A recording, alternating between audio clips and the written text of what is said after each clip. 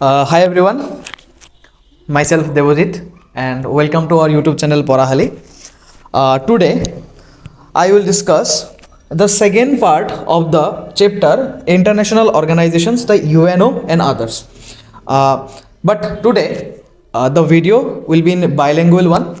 That means it is partly in Hindi and partly in English. So let's start the chapter. And thank you for your response in the first video, and many students comment that please explain in Hindi, so therefore I will make this video in the bilingual form. Okay, now let's go. The next part, the organs of the UNO. मतलब क्या है कि UNO का जो organs क्या क्या होता है, ठीक है। यूएनओ मतलब क्या है, यूनाइटेड नेशन ऑर्गेनाइजेशंस। इसके भी कुछ ऑर्गेन्स है। जैसे मान लो कि आपके कॉलेज में हर डिपार्टमेंट होता है, एडमिनिस्ट्रेटिव बिल ऑफिस होता है, तो वो हर एक ऑर्गेन होता है कॉलेज के लिए। तो यहाँ पर भी यूएनओ के लिए कुछ ऑर्गेन्स हैं जो यूएनओ के हिसाब से काम करते हैं, ठीक है। तो there are 6 organs in the UNO: general assembly, security council, economic and social council, trusteeship council, international court of justice and secretariat. ये 6 ऑर्गन होते हैं यूएनओ के। तो हम अब काम करते हैं, एक एक करके उसको डिस्कस करते हैं। सबसे पहले जनरल असेंबली। तो जनरल असेंबली क्या है? General assembly is the biggest organ of the UNO. मतलब यूनाइटेड नेशन ऑर्गेनाइजेशन के सबसे बड़े ऑर्गन क्या है? जनरल असेंबली है। The General Assembly is formed by all the member states of the UNO. मतलब जनरल असेंबली में कितने सारे मेंबर्स होते हैं? आपने पहले क्लास में मैंने मेंशन किया था कि पूरे यूएनओ में 193 मेंबर स्टेट्स है, मतलब 193 काउंट्रीज है, ठीक है। और ये सारे के सारे काउंट्रीज किसके मेंबर होते हैं? जनरल असेंबली के ही मेंबर होते हैं, ठीक है। टू विच इस मेंबर स्टेट सेंड्स 5 रिप्रेजेंटेटिव। मतलब हर एक काउंट्री से 5 डिप्लोमेट्स वहाँ पे पार्टिसिपेट कर सकते हैं। मतलब इंडिया की ओर से सिर्फ 5 लोग ही यूएनओ में रिप्रेजेंट करेंगे।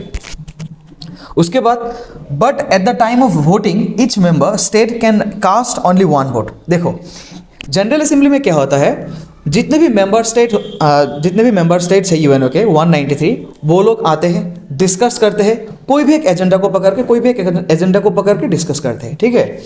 तो जब भी डिस्कस करते हैं तो एक वोटिंग होता है उसके डिसीजंस को लेकर कि इसको डिसीजंस को एक्सेप्ट किया जाए या रिजेक्ट किया जाए।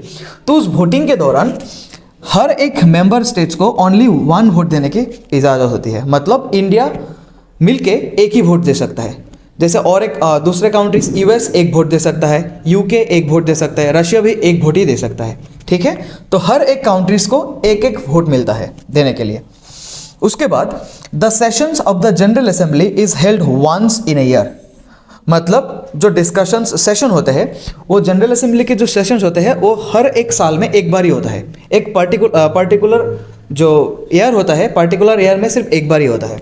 और मोस्टली ये सितंबर से स्टार्ट होता है और जनवरी के बीच में ही होता है। ये हर साल जनवरी के बीच में हर साल सेशंस होते हैं, ठीक है।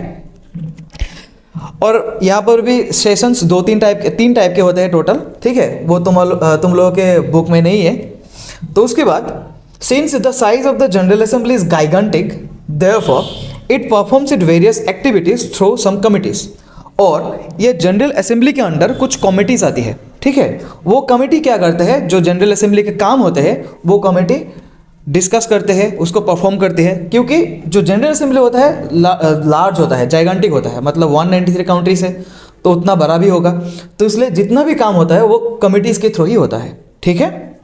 Okay, now let's move to the next one. ये आप देख सकते हैं, एक जनरल असेंबली का मीटिंग बैठा हुआ है, ठीक है। हर एक काउंट्री से 5-5 मेंबर ही पार्टिसिपेट कर सकता है, लेकिन इन 5 को मिलके सिर्फ एक ही वोट ही वो लोग डाल सकते हैं कोई भी एजेंडा के अगेंस्ट और फेवर में, ठीक है। ये सारे के सारे मेंबर काउंट्रीज है, 193 मेंबर काउंट्रीज है, ठीक है। यहाँ पे बोर्ड पे काउंट्री का नाम भी लिखा हुआ है, आप देख सकते हैं, ठीक है। ये होता है जनरल असेंबली। इसका काम सिर्फ यही है, कोई भी डिस्कशंस, कोई भी एजेंडा हो उसको डिस्कस करना है 193 के मेंबर के हिसाब से। उसके बाद उस एजेंडा पे क्या एक्शन लिया जाए, रिजेक्ट किया जाए या फिर डिसीजन कुछ लेना है, तो उस हिसाब से वोटिंग होती है। तो हर एक मेंबर काउंट्री एक वोट दे सकता है, ठीक है। उसके बाद the next one is security council. ठीक है। The security council is the most important organ of the UNO. देखो सिक्योरिटी काउंसिल सबसे ज्यादा इंपॉर्टेंट ऑर्गन है यूएनओ के। किस लिए?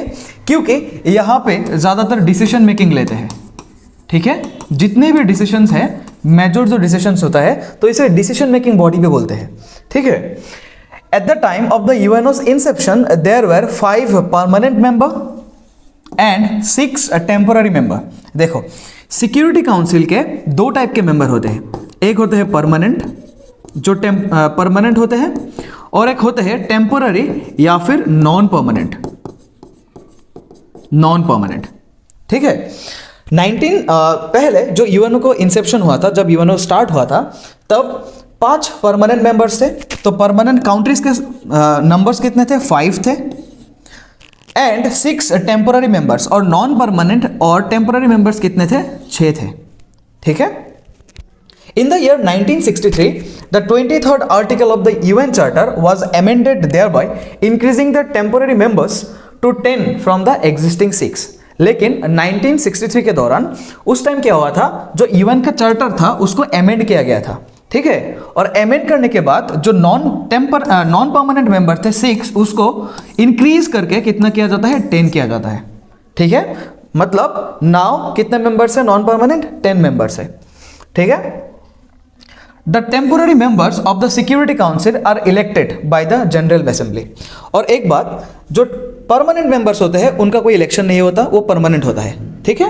और जो नॉन परमानेंट मेंबर होते हैं उसका क्या होता है? उसका इलेक्ट किया जाता है, किसके द्वारा?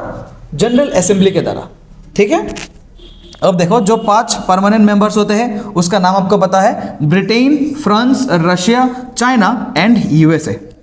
ये 5 जो कंट्रीज होते हैं, ये 5 कंट्रीज परमानेंट मेंबर होते हैं, और जो नॉन परमानेंट मेंबर होते हैं वो जियोग्राफिकल रीजन के हिसाब से इलेक्ट किया जाता है, ठीक है। जैसे एशिया और अफ्रीका मिलकर 5 कंट्री आ सकता है, लैटिन अमेरिका से 1-2 आ सकता है, तो उस हिसाब से जियोग्राफी के हिसाब से वो इलेक्ट किया जाता था, ठीक है। In order to take decisions on any important matter, all together minimum 9 member including the 5 permanent members of the Security Council must give their consent। देखो अब क्या चीज़ है, यूएनएससी में कोई भी एजेंडा आया, कोई भी एक मैटर को लेकर डिस्कस किया जाता है, ठीक है। अब उस मैटर के अगेंस्ट या फेवर में कुछ काम किया जाना चाहिए, तो उसके लिए मिनिमम 9 मेंबर्स का कंसेंट होना जरूरी है। मतलब अगर 9 कंट्रीज बोलेंगे कि हाँ ये मैटर हमको डिस्कस करना चाहिए, तो ही ये डिस्कस होगा। उसके बाद देखो including 5 permanent members, 5 permanent members तो होना ही चाहिए, उसके बाद भी टोटल मिला के 9 मेंबर्स की कंसेंट चाहिए, ठीक है। Each of the 5 permanent members has the right to exercise veto power. अब देखो ये वेटो पावर क्या होता है, आप मान लो यूएनएससी में कोई एक टॉपिक आया, उस पर आज डिस्कस करना है और उस पर एक्शन लेना है, ठीक है। तो 5 मेंबर में से एक मेंबर ने बोला कि नहीं मुझे इस पर डिस्कस नहीं करना है, तो वो जो मैटर था वो दब जाएगा, उसको डिस्कस नहीं किया जाएगा, ठीक है। उसको बोलते हैं वेटो पावर। मतलब मैंने अगर मना कर दिया एक परमानेंट मेंबर ने, तो ये मैटर आगे डिस्कस नहीं होगा, ठीक है। As a result no decision can be taken on any matter even if 1 permanent member of the security council differs. अगर 5 में से एक भी ना करे तो नहीं होगा। And uses it's veto power, और इसे ही बोलते हैं वेटो पावर। मतलब मैंने अगर ना किया तो ये डिस्कस नहीं होगा। ये पावर सिर्फ परमानेंट मेंबर के पास है, नॉन परमानेंट मेंबर के पास नहीं है, ठीक है। और परमानेंट मेंबर्स सिर्फ 5 ही है, China, Russia, France, great Britain and USA.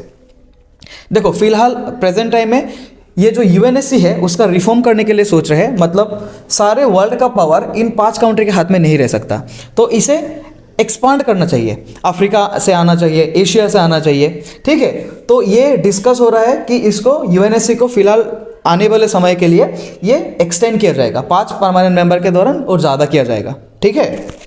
Next ये P5 कंट्रीज है परमानेंट, जो 5 मेंबर होते हैं, एक China, USA, great Britain, France and Russia, ये 5 परमानेंट मेंबर्स है, ठीक है। उसके बाद economic and social council. At the time of inception of the UNO, the total number of members of the Economic and Social Council was 18. जब UNO आया था तब इसके मेंबर कितने थे? सिर्फ 18 थे। But in 1965 its member were increased to 27 and finally the number of the members was raised to 54. तो पहले कितना था, 18 था, उसको अमेंड करके 27 किया, उसके बाद फिर से अमेंड किया, अब जाके इसका टोटल नंबर कितना है, 54 कंट्री से, मतलब इसके जो मेंबर्स होते हैं वो 54 से, ठीक है। The general assembly elect the member of this council for a tenure of 5 year. इसके जो मेंबर्स 54 मेंबर्स होते हैं, इसको किसके द्वारा इलेक्ट किया जाता है, जनरल असेंबली, जो पहले हमने डिस्कस किया था यूनाइटेड नेशन जनरल असेंबली, उसके द्वारा इलेक्ट होता है, और for a tenure of 5 years, और जो मेंबर्स होंगे उसका जो टेन्योर होगा कितने साल के लिए वो काम करेगा, वो 5 ईयर के लिए काम करेगा, ठीक है। This council was formed in accordance with the article 55 of the UN charter. Article 55 of the UN charter के हिसाब से इस जो इकोनॉमिक एंड सोशल काउंसिल है इसको बनाया गया था to perform its duties in relation to all international economic, social, cultural, educational, health and other related problems. मतलब किसी भी टाइम अगर इकोनॉमिक कोई प्रॉब्लम आया, सोशल प्रॉब्लम आया, एजुकेशनल प्रॉब्लम आया, हेल्थ का कोई प्रॉब्लम आया, तो सारा का सारा प्रॉब्लम्स कहाँ पे डिस्कस किया जाता है, इकोनॉमिक एंड सोशल काउंसिल के द्वारा, ठीक है। The council submits its report with necessary suggestions on the aforesaid subject to the general assembly.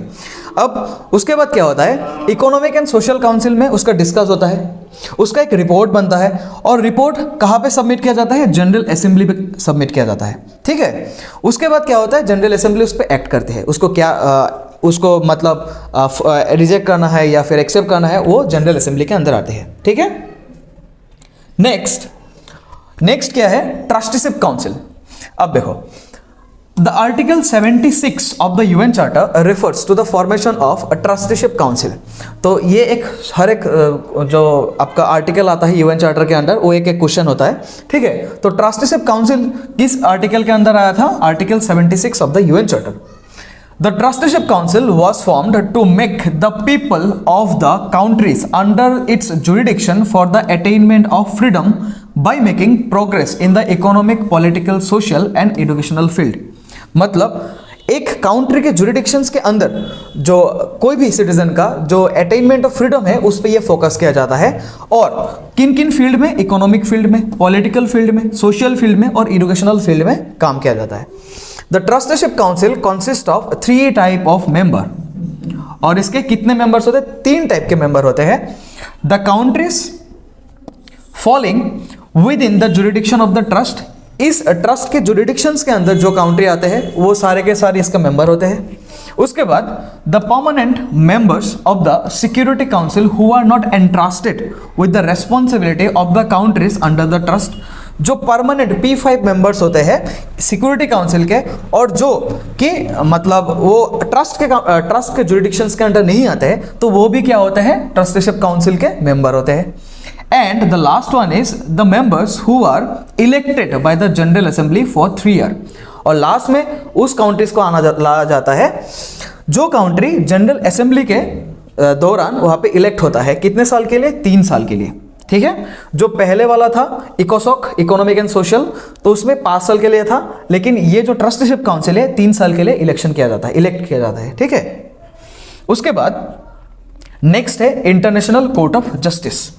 The international court of justice is the judicial organ, ठीक है। ये क्या है, यूएनओ का जुडिशियल ऑर्गन है, जैसे इंडिया का judicial organ high court, supreme court और भी डिस्ट्रिक्ट कोर्ट भी है, तो यूएनओ का जुडिशियल ऑर्गन क्या है, इंटरनेशनल कोर्ट ऑफ जस्टिस है।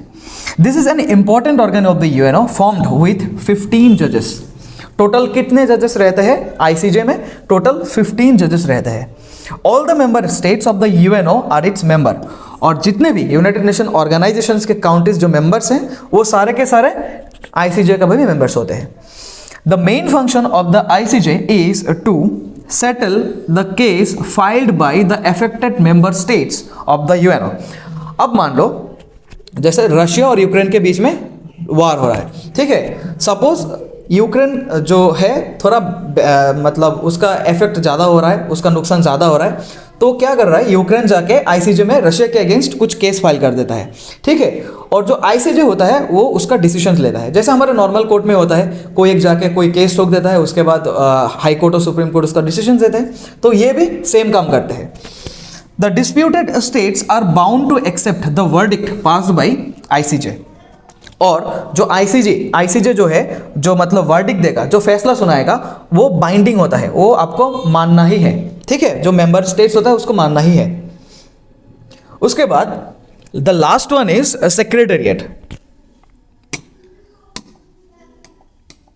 Secretariat, the secretariat is like the heart of the UNO, ठीक है, ये भी क्वेश्चन आ सकता है, यूएनओ का हार्ट ऑर्गन कौन सा है, वो है secretariat. This is formed by it's secretary general and other staff. ये किसके द्वारा फॉर्मेशन किया जाता है, सेक्रेटरी जनरल, जो आपने पहले भी देखा था, यहां पे देख सकते हैं, ये है सेक्रेटरी जनरल एंटोनियो गुटेरेस, ये पोर्चुगल के हैं, ठीक है, तो ये फॉर्मेशन करता है सेक्रेटेरिएट के, एंड अदर मेंबर्स, और भी मेंबर्स होते हैं। The secretariat executes and implement all the decisions taken by the UNO. UNO का जितना भी डिसीजंस होगा उसको इंप्लीमेंट करने का काम किसका है, सेक्रेटेरिएट का है, ठीक है, उसको एग्जीक्यूट करने का काम किसका है, सेक्रेटेरिएट का है। According to Article 97 of the UN Charter, the General Assembly appoints the Secretary General with the recommendation of the Security Council. UN Charter के 97 में आर्टिकल में ये लिखा हुआ है कि जो जनरल असेंबली है, यूएनजीए है, वो सेक्रेटरी जनरल का अपॉइंटमेंट करते हैं, ठीक है, with the recommendation of security council. और सिक्योरिटी काउंसिल जो होता है उसका रिकमेंडेशन से जनरल असेंबली किसका करता है, जो सेक्रेटरी जनरल है उसका अपॉइंटमेंट करते हैं। उसके बाद the role of permanent member of the security council is very significant in the appointment of secretary general. जो P5 कंट्रीज है, आप लोगों को मैंने समझाया था, जो परमानेंट मेंबर्स है उसका जो रोल है एंटोनियो गुटेरेस को जो अपॉइंटमेंट करने का, तो उसका रोल सबसे ज्यादा होता है, ठीक है। His tenure is 5 years. His tenure is 5 years, but he or she may be re-elected. ठीक है, जो पहले जो टेन्योर था उसका 5 साल था, लेकिन वो फिर भी अप्लाई कर सकते हैं, री इलेक्ट हो सकते हैं, ठीक है, तो ऐसे 5 साल 10 साल भी हो सकते हैं। The first secretary general of the UNO is Trygve Halvdan Lie of Norway. एक नाम है जो आपको याद रखना है, नॉर्वे का जो ये ट्राइबे हल्दन ली है वो फर्स्ट सेक्रेटरी जनरल थे यूएनओ के। और प्रेजेंट सेक्रेटरी जनरल कौन है, वो है Antonio Guterres of Portugal. Portugal के जो एंटोनियो गुटेरेस, मैंने पिक्चर भी दिखाया था आपको, वो प्रेजेंट सेक्रेटरी है यूएनओ के, ठीक है। Apart from the 6 organs of the UNO, the other agencies of the UNO are international labour organisation, ये आपने सुना ही होगा शायद। जो ये 6 ऑर्गन होते हैं, उसके बाद भी कुछ ऐसे एजेंसीज होती है जो यूएनओ के लिए काम करता है, वो क्या है, इंटरनेशनल लेबर ऑर्गेनाइजेशंस। आपको नाम से ही पता चल रहा है, ये कुछ लेबर रिलेटेड लॉ बनाते हैं, ठीक है। वर्ल्ड हेल्थ ऑर्गेनाइजेशंस, ये तो आपने सुना ही होगा, WHO बोलते हैं इसे, ठीक है। ये जो हेल्थ रिलेटेड इश्यूज है, जैसे कोरोना वायरस के टाइम में ये एक बहुत अहम भूमिका रोल करते थे, world health organisation. Development planning agency of the UNO, जितने भी डेवलपमेंट रिलेटेड काम होते हैं वो सारे के सारे ये डेवलपमेंट प्लानिंग एजेंसी करते हैं। United Nations human right commission, जितने भी ह्यूमन राइट रिलेटेड जो मैटर होते हैं वो सारे के सारे क्या करते हैं, ये संभालते हैं, human right commission. United nation international children's emergency fund, जो चिल्ड्रंस के लिए एक फंडिंग के व्यवस्था किया जाता है, वो किसके दौरान किया जाता है, यूनिसेफ के दौरान। ये हर मतलब जितने भी वर्ल्ड में बच्चे हैं जो मतलब बहुत खराब कंडीशन में उसके लिए काम करते हैं। United Nations educational scientific and cultural organisations, ये भी एक है यूनेस्को। यूनेस्को आपने नाम सुना होगा, जितने भी हमारे जो ओल्ड कुछ मोनूमेंट है उसका जो प्रिजर्वेशन का काम है, उसका जो कुछ वर्ल्ड हेरिटेज साइट सिलेक्ट करना है, वो सारा काम सब क्या करते हैं, यूनेस्को करते हैं। इंटरनेशनल मॉनेटरी फंड IMF, ये भी नाम सुना होगा आपने। IMF क्या करता है, सपोज कुछ काउंट्री डिफॉल्ट हो गया, मतलब उसका पास कुछ पैसा नहीं है चलाने के लिए, तो वो IMF के पास अप्रोच करता है, IMF कुछ लोन उसको प्रोवाइड करते हैं, ठीक है। And food and agricultural organisations, ये FAO, ठीक है, ये जो फूड और एग्रीकल्चर रिलेटेड जो मैटर्स है वो सारा का सारा डिस्कशंस ये करते हैं। तो आज के लिए इतना ही था, ये सारा का सारा ऑर्गन मैंने एक बार आपको बोल दिया। आप यहाँ पे क्वेश्चन आ सकता है, जो मैंने मार्क किया वो भी एक क्वेश्चन ही है, आप लोग खुद बना सकते हो ये। और आज के लिए इतना ही, आपको जो कैसा लगा आप कमेंट करके बता सकते हैं। और please hit like share and subscribe to the channel. Thank you for the